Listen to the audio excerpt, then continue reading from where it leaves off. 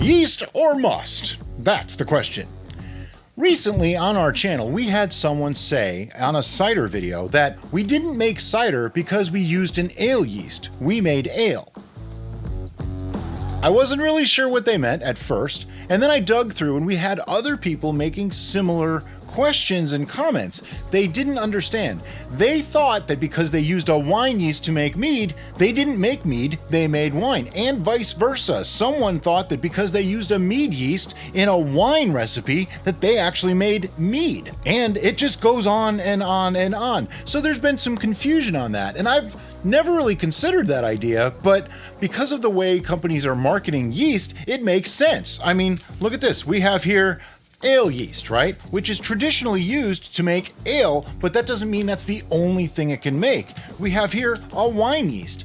Now, it says wine yeast on it, but does that actually mean that it can only make wine? No, you can make beer with this, but I will contest that ale yeast and beer yeast actually do work a little bit better for the malts. There's an extra step that they have the ability to do that works a little bit better for those. So they are kind of the outlier here, but still, you can make a wine with an ale yeast. You can make an ale with a wine yeast.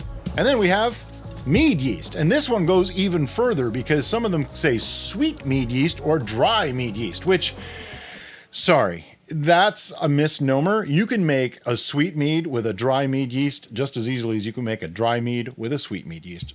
Really doesn't matter. It has to do with how much fermentables you have and all that, but that's a whole other video that I'm not talking about today. Instead, I want to go over a couple things with you. This is very, very simple.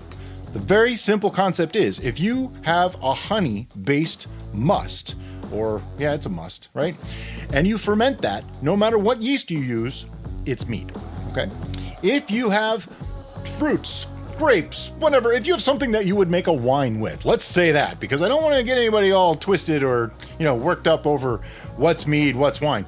Basically, if it's fermented honey, it's mead. If it's fermented other things that aren't grains, it's wine. And if it's fermented grains, it's usually beer. Usually.